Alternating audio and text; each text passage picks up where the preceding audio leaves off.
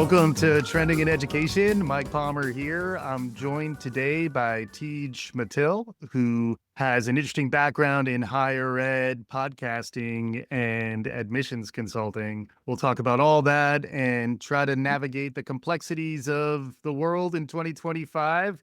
Teege, welcome to Trending in Education.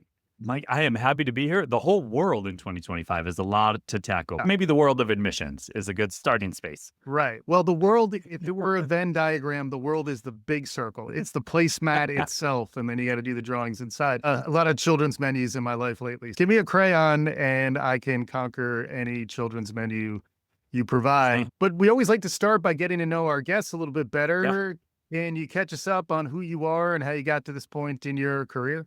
Sure can. My name is Teege Metille, and my journey to higher education, like all of us, started in high school. I was not college bound, not college tracked.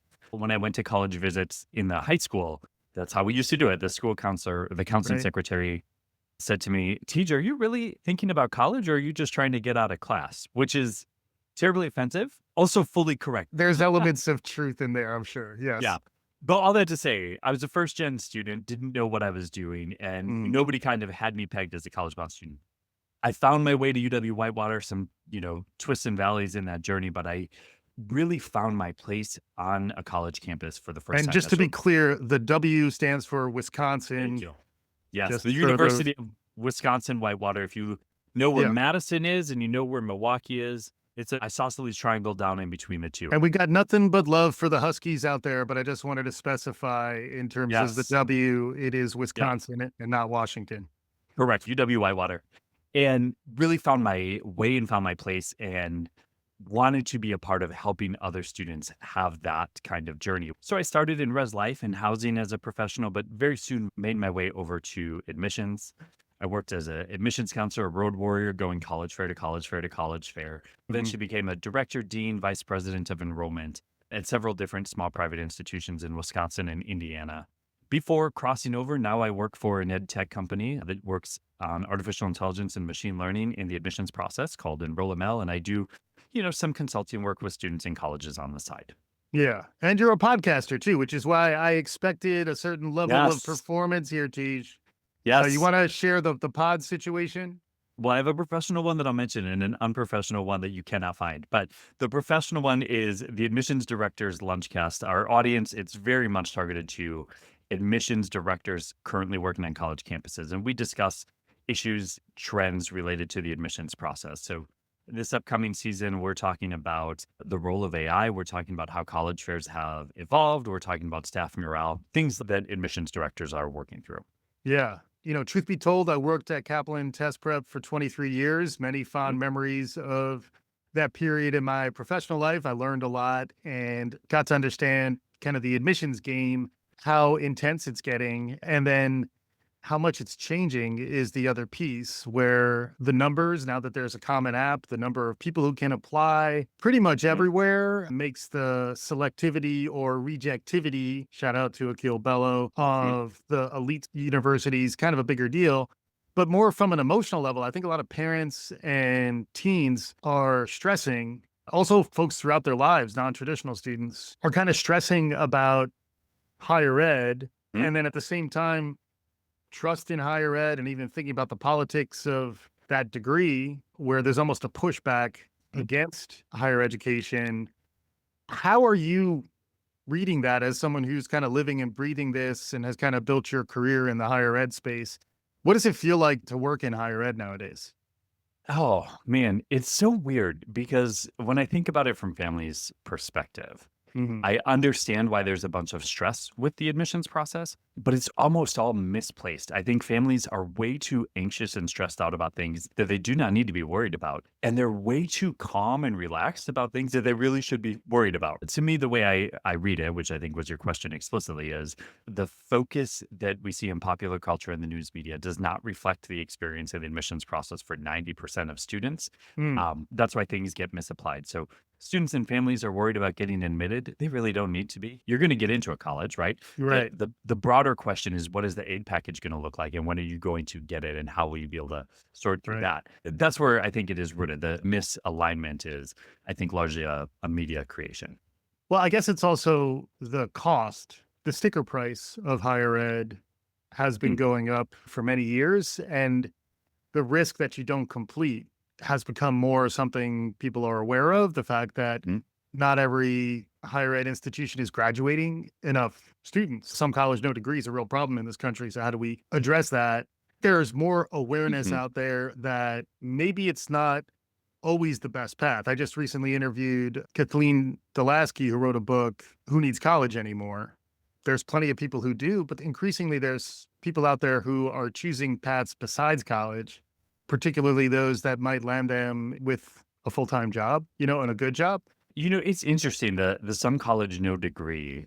We always kind of read that as a failure of the institution, and I don't think that's fair. Certainly, there's a number of things the institutions can do to let their students down, right? There's responsibilities colleges and universities have to provide supports and make them available. But the student does need to do something, and they don't always do it. So sometimes some college, no degree is not a fault of the institution. I don't think the retention rate should be, 100%. I see it as more perhaps a default on a student loan or a Yep. potential failed Oh, the outcome for the higher ed before ascribing blame any further than that. It's more just like awareness of the fact that it's not Mhm, all a blissful path and mhm, it's expensive when folks are thinking about household expenses. Uh, mhm, and mhm, and then even what you were describing in that the lack of transparency around finances, mhm, is it's very muddied and muddled waters.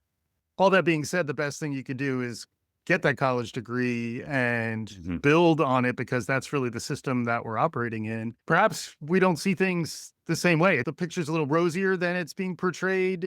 I think it is, and here's why. When students come to a college campus, it is incumbent on the student and the family to do good research and to have made a sound decision. And when that doesn't happen, the institution has a responsibility, but so does the family.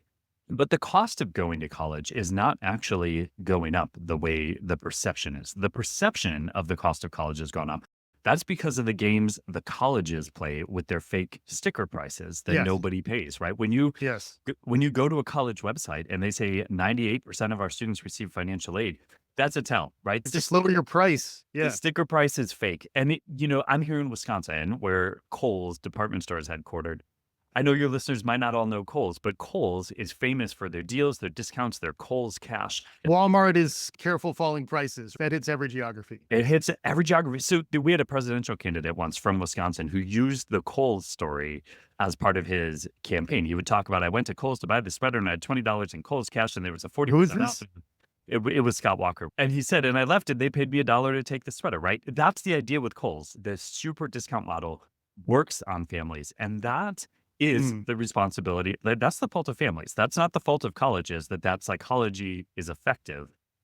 Sticking with Kohl's, JCPenney for a short period of time had a truth in pricing approach where they said, we're not doing these discounts. The price is the right. price. That's how it's going to be. And sales plummeted because everybody wanted to feel like they were getting a deal. Right. So colleges and universities, we have these fake sticker prices, and then we made up fake scholarships that look Mhm, and sound like real actual scholarships when they're not. They're just right. coupons. They're just Kohl's cash. But it works to convince families that, whatever it was, the work that the kid put in the UP courses, the time they spent on the soccer field, it paid off. And really, it's just that colleges and universities are doing individual pricing for families, and we're calling it financial aid and scholarships. Right. I guess if there becomes a new category of, let's say, contemporary boot camps that can Mhm, actually mhm. result in a good first job on the other end, could that put pricing pressure on higher ed where, the enrollment cliff's already coming? There'll be Mhm. fewer traditional college age students entering into the Yeah. market. So, to stay competitive, you're going to need to get creative about how you find your audience. And Mhm, at the mhm. same time, if industry and apprenticeships and other pathways to a good first job start to get a little bit of traction, A, do you think that's a realistic scenario? And then B, how do you think colleges might react to some of those pressures? Well, the history of colleges would tell you not well. They're not gonna react well to that, right? Yeah. Colleges and universities are, for research-based institutions, are shockingly slow in plotting as far as Mm, kind of responding to market forces and market dynamics. And yeah. there's institutional pressures, I get it, and institutional belief that, your specific college or university is the special one that is doing Right. something amazing and different. And when the reality is most colleges are pretty similar in their offerings. So when the market pressures get tough and tight, often they end up just recruiting students with increasing discounting dollars and kind of Mhm. accepting fewer and fewer tuition dollars, which is why the cost of college, the actual cost is not going up the way people perceive it to be. But the perception is still keeping students out. But, as boot camps, as alternate pathways continue to come on, what it's going to mean, colleges are either going to have to change their expense structure, which means a significant reduction in services provided to students, which they are hesitant to do, or it's just going to continue to be an accelerated bidding war for a smaller number of students. Mhm. I should say for any of your listeners who aren't familiar with the demographic cliff, right? After the housing market crisis in 2008, families, maybe some of you listening, had fewer children than you otherwise would have. And those children now would be turning 18 and coming to college, but there's a lot less of them. Right, exactly. It was something 2025 was off in the distance for quite some time, and now lo and Mhm. behold, here it is. A pandemic and the advent of AI may have allowed us to take our eyes off the ball, but we're back on the ball now. And I just mentioned AI, and you're working for an AI company who's kind of helping with admissions. Can you Yes. describe how AI is coming into play in the space? I sure can. When there's a couple different ways, right? AI in kind of popular culture is interpreted as ChatGPT and other large language learning models where, it's a computer that you can talk to or it seems to have its intelligence on its own. There's a space for that, and I can talk about how that's coming into play in higher education. That's not quite where I am. Where I'm working on is using the machine learning engines to process vast amounts of data about students in a almost real time way to kind of understand where each student is at with their journey to enrollment at an institution to guide the admissions counselor to the right students to make a connection with at any given point. Right. That's the work I'm doing. But artificial intelligence proper, there's robots calling students and telling them about the institution and answering Right. questions in real time. And there's, of course, students using artificial intelligence to write their college essays, which is not a good idea. Right. Not to But it's mention they're what I'm calling Clippy's revenge. If you go to any university website, stay on there for 15, 20 seconds, lo and behold, Clippy and or Clippy's cousin will be chatting with you to try to help you have a wonderful experience at that university. It may be like a mascot, like it'll Mhm. probably be building school spirit in the process, but AI is everywhere. What's specifically interesting, I think, about admissions is the numbers have just exploded to the point where humans really can't do the work Yeah. of filtering unaided, which is why helping with selection and helping with targeting, which students might be the best fit and might actually work for your university.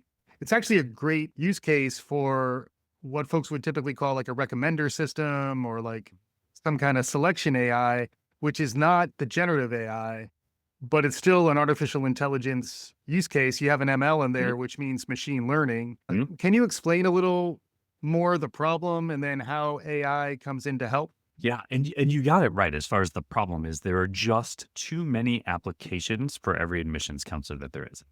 I could wax poetically about why that is, how we got ourselves into that mess, but that's the core of it.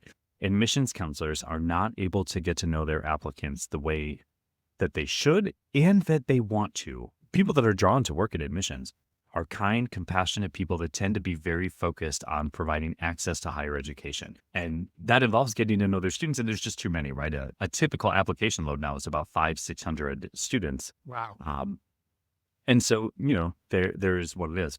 What machine learning can do is process huge vats of data stored on students, everything from when they went to the website, when they visited, how often they open emails, when they open emails, what their financial aid package looks like, how they reacted when they got it, all of that, Hmm. and process it in a way that is statistically valid so that Hmm. a machine learning engine can eliminate the bias that an admissions counselor brings to that job and identify quickly and rapidly and with accuracy and precision, here are the 42 students that seem like they need to talk to an admissions counselor right now. And then the counselors can work on getting to know those students as opposed to what it normally is, which is just fishing in a lake of 600 students over half of whom are not interested. Right. Yeah.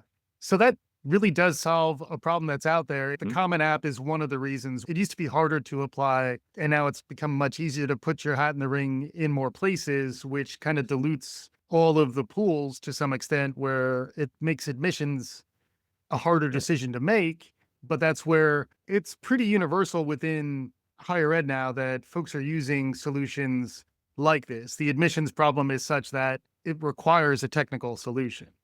It does. The Common App is one explanation, but over a generation, there's just been any number of ways that colleges and universities have been reducing friction to apply by getting rid of the application fee, dropping the test score, dropping the essay, right? Making it simpler and simpler to become an applicant. That you're correct, right? What you described is it used to be that you had to be interested enough to go through a whole application to apply to a college. Now it's just as simple as add this college to your list.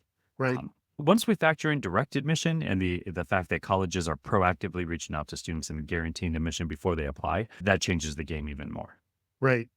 And how do you think about things like associate's degree, community colleges, a step back for most folks who are seeking admissions consulting? I think there's still the aspiration of the 4-year degree. Ideally, you live on campus. There's a sense of belonging and community and Mhm. social capital that you get through that.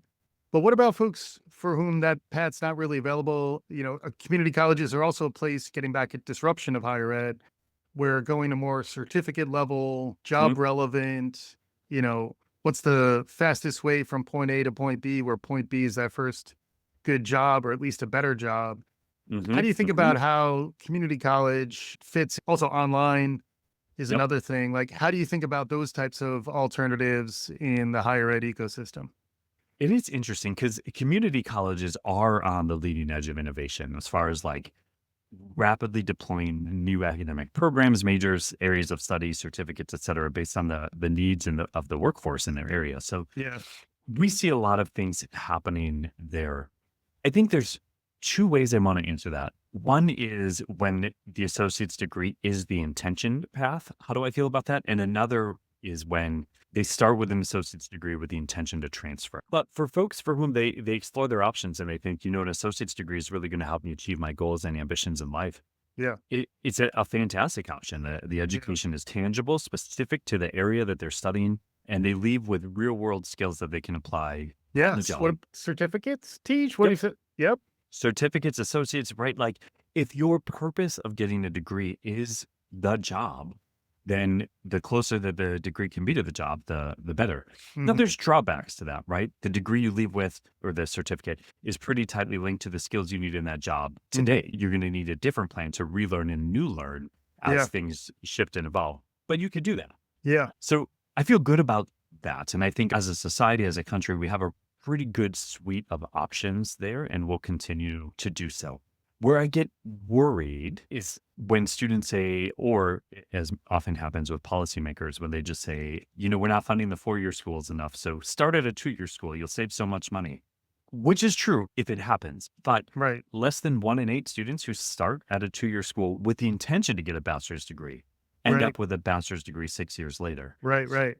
And the reason for that, and this is where I think it's not always on the institution. If there's something holding a student, if a student wants a 4-year degree and there's something holding them back from starting at a 4-year college, whether it's money, job, family obligations, all of those challenges get harder over 2 years, not easier. If you're starting at a 2-year school to stay close to your girlfriend, well, 2 years later, it's not gonna be Yeah. easier to go away to college. If money is the issue, money doesn't get easier 2 years later. Right. So, it's not that that as a pathway can't work, it's just that it usually does not, Right. for students who are convinced that they're gonna make it work.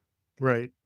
And then from the university's perspective, like they're almost disincentivized to go after the riskier students and Mm, instead go after the safer, less likely to default, less likely to drop out, yep, where it does create a space to think about educating that cohort, who maybe higher ed can't really bring in.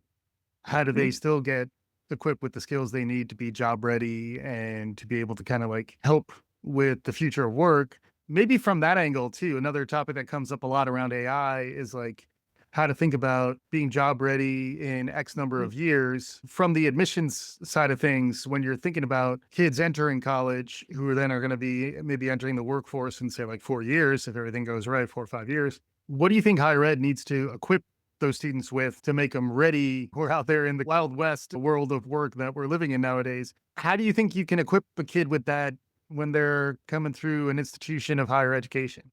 This is why I'm such a firm believer in the liberal arts, because the answer in my mind is you have to teach them not just the skills they need for a job, but they have to have the ability to think, rethink, relearn, unlearn as things change. Yeah.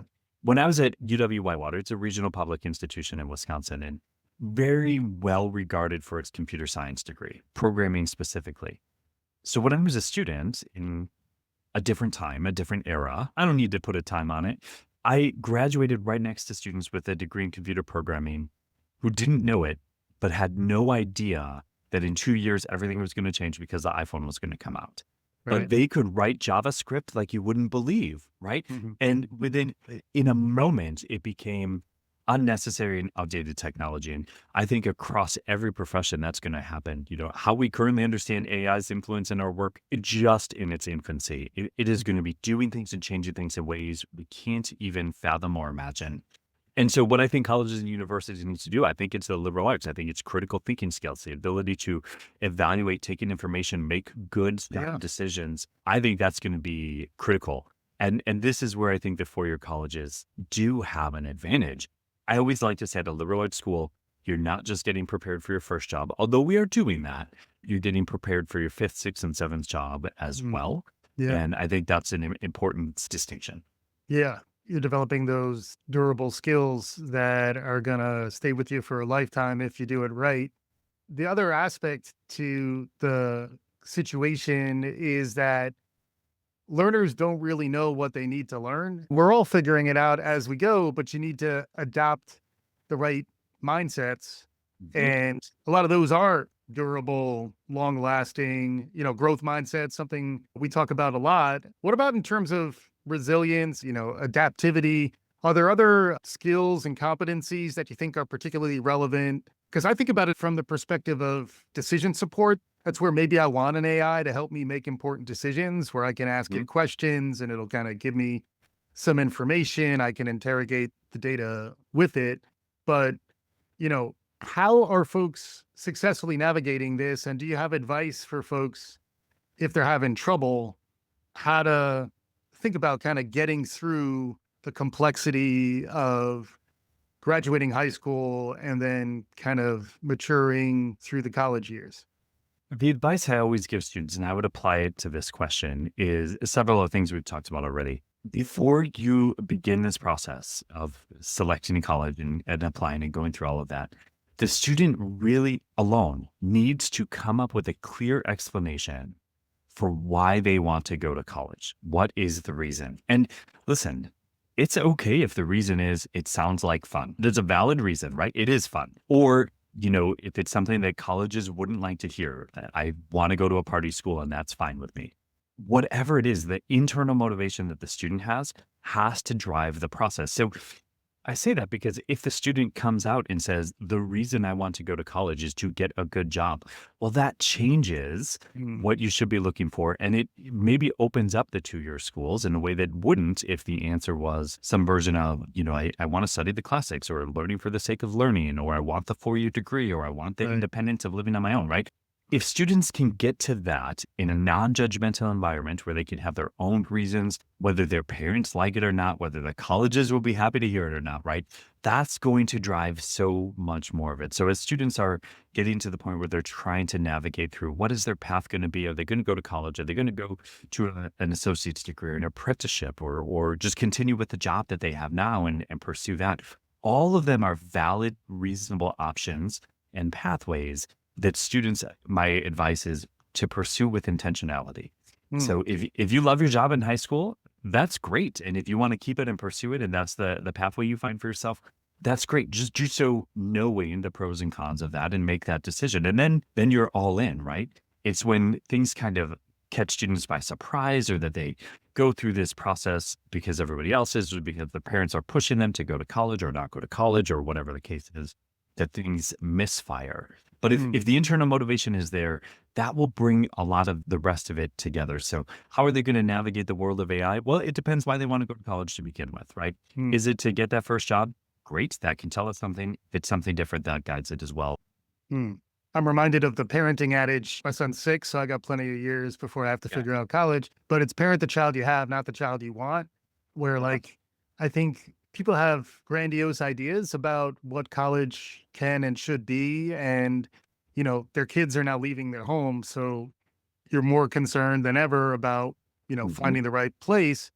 But I think it creates this culture of anxiety around that passage into adulthood that hopefully we can build better supports for that. I'm talking to Teege Metille, who's an expert in admissions consulting, higher ed. He's also a podcaster. Teege, as we're getting close to wrapping up here, anything we haven't talked about? Any other hot trends, new things to keep an eye out for based on your experience? Yeah, for the next couple years, if you're a family going through this, just know unless you're applying to one of the highly rejective colleges who just set out with a goal of finding students that they can deny, unless you're applying there, they're in their own sphere. For the next couple years, it's a buyer's market, right? Mm. This is a time where if you've got a high school sophomore, junior, senior, I have a high school sophomore right now.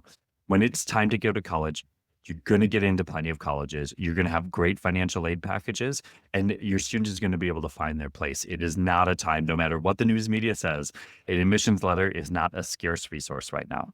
Amazing stuff. Maybe you hadn't heard it until you just heard it now. So that's why we have folks like Teege on the show. Teege, thank you so much for joining me on today's episode. Oh, thank you. I was thrilled to be here. And for our listeners, hopefully you enjoyed what you heard. If you did, please subscribe, tell your friends, do all the good things. This is Trending in Education. Thanks for listening.